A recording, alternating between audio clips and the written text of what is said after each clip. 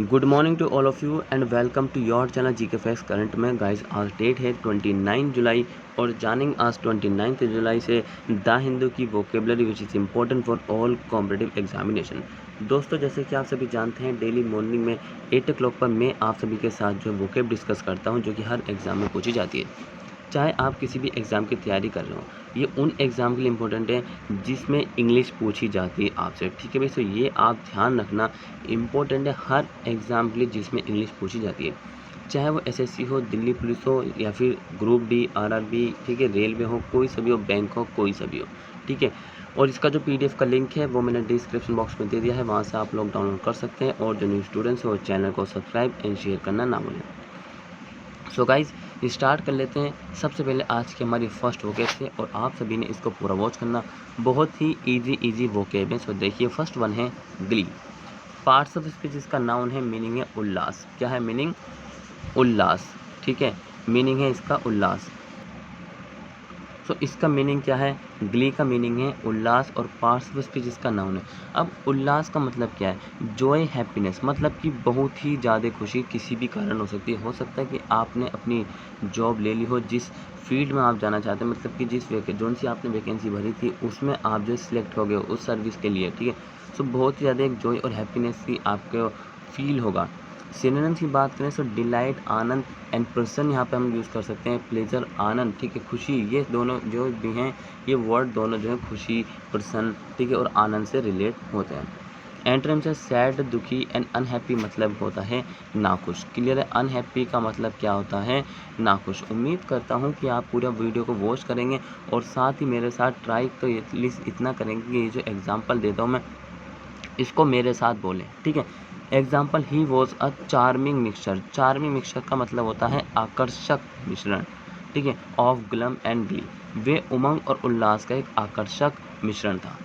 कितना ईजी है?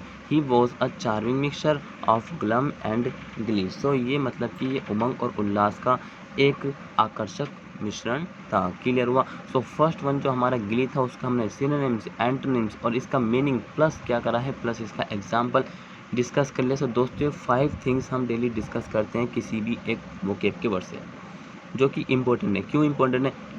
क्योंकि एग्ज़ाम में पूछी जाती है, नॉलेज इंप्रूवमेंट होगी और साथ ही क्या होगा, आपको आपको इसका हिंदी मीनिंग भी बताया जाता है। प्लस पॉइंट ये है यहाँ पर कि एग्जाम्पल भी आपको बनाकर दिखाया जाता है और इमेज भी आपको दिखाई जा रही है। देखिए कितनी स्माइल दिखाई दे रही है। देखिए एग्जाम्पल में जो इमेज होगी, ठीक है, ग्ली की, वो बिल्कुल ही उससे रिलेट होगी, बिल्कुल ही रिलेट होगी, ठीक है। आज रिलेट से भी एक और वोकेब पढ़ेंगे।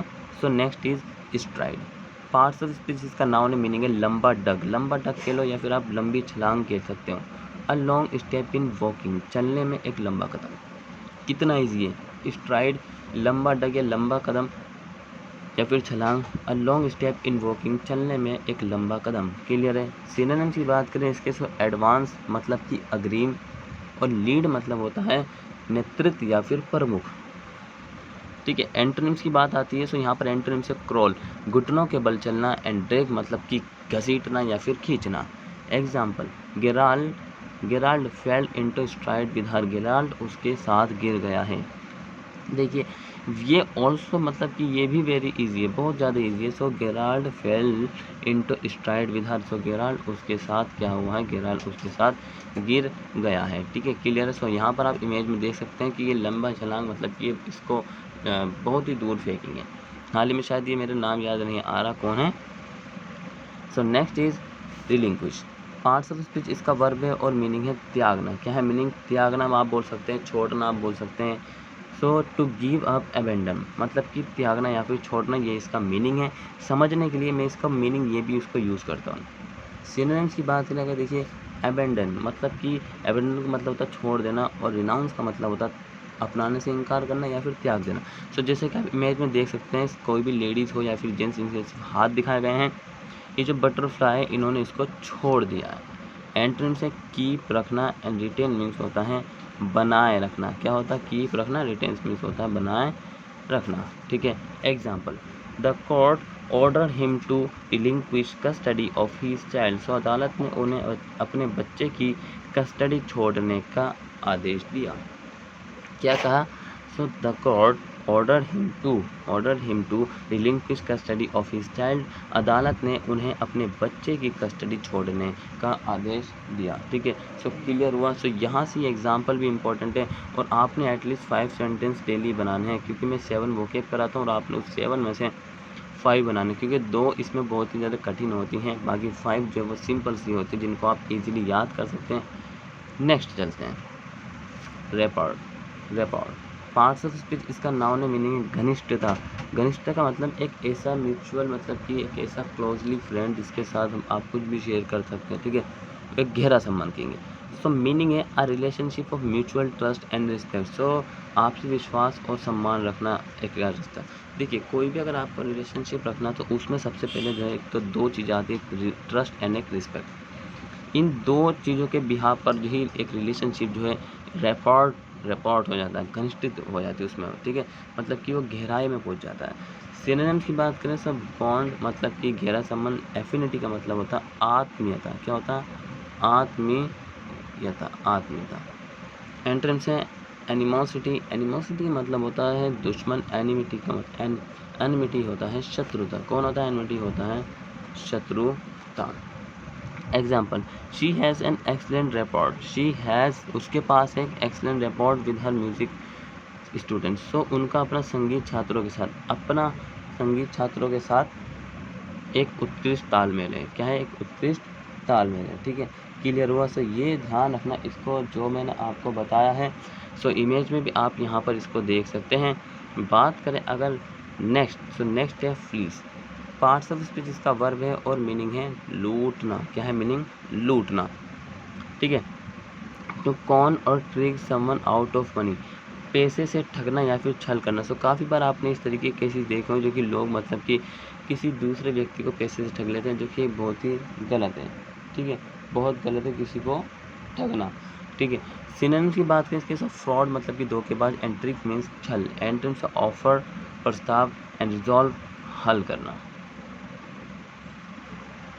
Example, he was wearing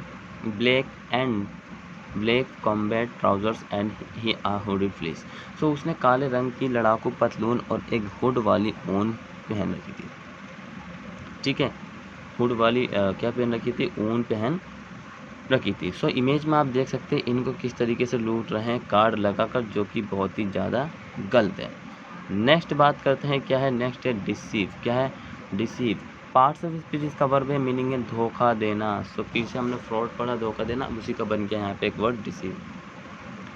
to trick और मिसलीड, छल करना या फिर किसी भी व्यक्ति को गुमराह करना, सेम पीछे वाले की तरह है लगभग। फ्रॉड इसका सिनोनिम्स है और ट्रिक इसका एंटोनिम्स है। इनके मीनिंग मैंने आपको पहले बताया है। एंटोनिम्स है ट्रूथ, सच एंड ऑनेस्ट, ईमानदार। सो ऑनेस्टली हमेशा आपके अंदर होनी चाहिए ईमानदारी। Example, her parents punished her for trying to deceive them. So उसके माता पिता ने उसे धोखा देने की कोशिश करने के लिए उसे दंडित किया। Her parents punished her for trying to deceive them, उसके माता पिता ने उसे धोखा देने की कोशिश करने के लिए उसे दंडित किया। सो इमेज में आप देख सकते हैं यहाँ पर ये दोनों मतलब कि ऑनेस्टली दिखा रहे हैं तो चोर है और ये इसको ठग ही रहा है। ठीक है, एक मतलब कि एक आम व्यक्ति को ठग रहा है। Next unwavering parts of speech इसका एडजेक्टिव है गाइस और मीनिंग है साबित करना या फिर आपको अटूट बनना है, प्रूफ करना है कि आप कुछ कर सकते हैं। यू कैन डू इट, तुम कुछ कर सकते हो। You can do something. Meaning है never doubt, always study and on course, कभी शक नहीं किया, हमेशा स्थिर और निश्चित रूप से। ठीक है, कभी भी अपने ऊपर तो डाउट मत करो, शक मत करो, हमेशा लगे रहो। ठीक है, 100% कोशिश करो हर बार देने की। ठीक है, 100% देने की। सिनोनिम से फर्म एंड रिजोल्यूट, दृढ़, दोनों का मतलब दृढ़ कहेंगे, दृढ़ संकल्प। ठीक है, एंटोनिम्स क्या है इसके? अनस्टडी, ठीक है, अस्थिर, एंड शेकी, अस्थिर। इसको आप कंपायमान भी कह सकते हैं शेकी को। Example, our resolution to achieve that objective unwavering, उस लक्ष्य को प्राप्त करने का हमारा संकल्प अटल है। उस लक्ष्य को प्राप्त करने का हमारा संकल्प अटल है। सो ठीक है, सो ये हुआ इसका एग्जाम्पल जो कि इम्पोर्टेंट है गाइस। और आज की जो हमारी वोकैब की क्लास थी वो यहीं तक थी। उम्मीद करता हूँ कि क्लास अच्छी लगी, साथ ही आपने कुछ न्यू सीखा होगा। सो फटाफट से सबसे पहले तो चैनल को सब्सक्राइब कर दीजिए और साथ ही शेयर कर दीजिए, लाइक और कमेंट करना ना भूलें, डिसलाइक भी कर सकते हैं, ठीक है। और इसके अलावा आप हमें जो है इंस्टाग्राम और साथ ही जो फेसबुक चलाते हैं वहाँ पर भी आप हमें जाकर फॉलो कर सकते हैं, ठीक है। एनसीईआरटी की क्लास स्टार्ट होने वाली है, ठीक है। आजकल हुई नहीं, हम करने वाले थे लेकिन हो जाएगी, ठीक है। तुरंत कुछ ही दिनों में कर देंगे इसको, ये इसी अगले वीक में कर देंगे या फिर उससे अगले में, लेकिन होगी ज़रूर, ये प्रॉमिस है, ठीक है। सो चलिए मिलेंगे नेक्स्ट क्लास में, तब तक के लिए till then take care, all the best, have a nice day, thank you for watching this video all of you.